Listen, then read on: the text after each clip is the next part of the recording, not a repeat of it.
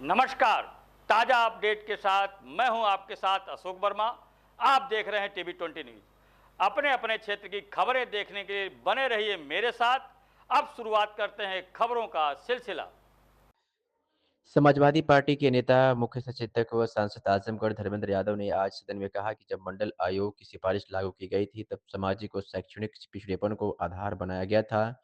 मंडल आयोग की सिफारिश व इसी सदन में पारित कानून की धज्जियां उड़ाते हुए 2014 से अब तक देश के 150 से अधिक आईएएस अधिकारी जो अपनी मेहनत व लगन से यूपीएससी की परीक्षा में सफल हुए, इसके बावजूद भी उन्हें नियुक्ति पत्र नहीं दिया गया।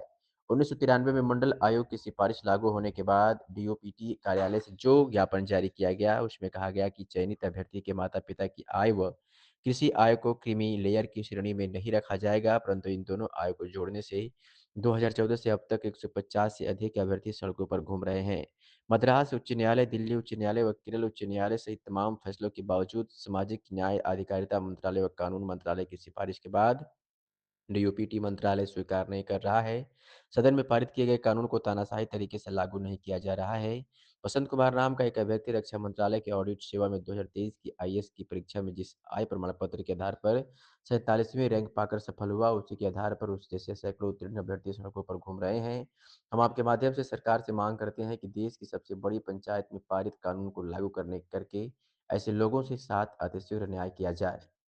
सदस्य श्री धर्मेंद्र यादव जी। धन्यवाद सभापति जी।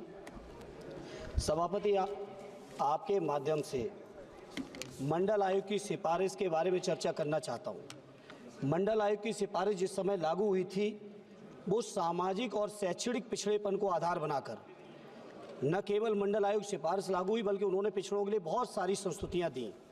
लेकिन सभापति जी, मंडल आयोग की सिफारिश इसी सदन के पारित किए हुए कानून और तमाम चीज़ों की धज्जियां उड़ाते हुए 2014 से लेके अब तक देश के तकरीबन 150 आईएएस अधिकारी जो अपनी मेधा, प्रतिभा और मेहनत से सफल हुए थे यूपीएससी की परीक्षा में, उस परीक्षा के सफलता के बावजूद उन्हें नियुक्ति पत्र नहीं मिल रहा है। सभापति जी, मंडल आयोग की सिफारिश के बाद 1993 में डीओपीटी ने कार्यालय ज्ञापन जारी किया, जिस कार्यालय ज्ञापन के माध्यम से कहा गया कि अगर कोई अभ्यर्थी चयनित हो रहा है तो उसके माता पिता की जो वेतन की आय है, जो कृषि की आय है, वो उसमें क्रीमी लेयर की कैटेगरी में काउंट नहीं होगी।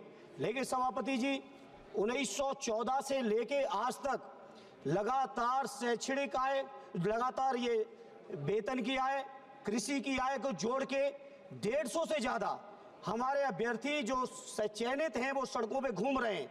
सभापति जी, Madras high court, Delhi high court, Kerala high court के तमाम फैसलों के बाद भी डीओपीटी के सामाजिक न्याय अधिकारिता मंत्रालय, कानून मंत्री बैठे मेघवाल साहब, आपके मंत्रालय ने भी सिफारिश की है, लेकिन डीओपीटी मंत्रालय उसको स्वीकार नहीं कर रहा है। और स्वीकार न करते हुए तानाशाही तरीके से सदन के पारित किए हुए कानूनों पे भी तानाशाही।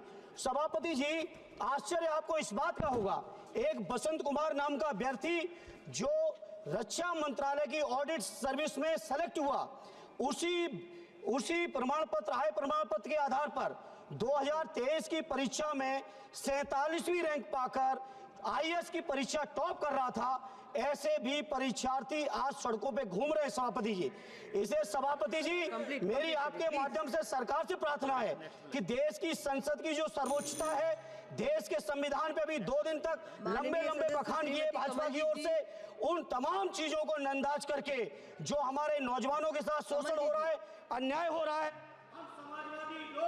माननीय सदस्य कमल जी जी, धन्यवाद। नहीं हो गया, प्लीज बैठिए। माननीय सदस्य। धन्यवाद स्पीकर महोदया। धन्यवाद स्पीकर महोदया। मैं आपका ध्यान दिल्ली की एक गंभीर समस्या की तरफ दिलाना चाहती हूँ।